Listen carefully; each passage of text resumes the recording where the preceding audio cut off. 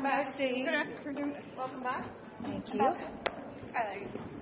Well, let me first tell you that we had a very productive trip to Syria, or to Jordan and Turkey, to look at the Syrian borders.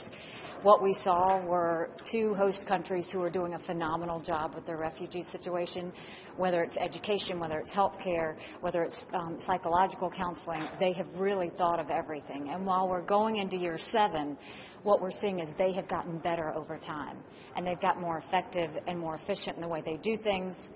In Jordan, we went to a grocery store, and they each get a certain amount of money per family, and as they were going through the grocery store using their debit card, they do eye scans, and there's absolutely no fraud in the camps. There's no crime in the camps.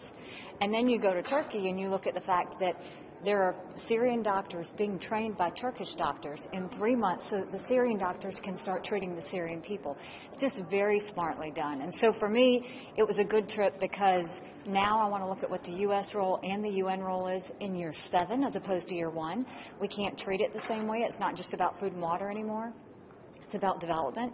It's about transitioning so that they can go back to Syria and trying to see what that looks like. And so I'll be having conversations with the administration as well as conversations with the Secretary General to see where we go from here. And from APRK, any updates on your negotiations with China on action? We're trying to figure out between us. The talks are going, and we're just trying to decide the best way to approach North Korea at this point. Do you see the possibility of a new resolution given the number of new ballistic missile tests? I think we're coordinating what we do at this point. So I don't think there's anything set and planned yet. Because there have been certain commentaries that there's a little backpedaling, that people were really expecting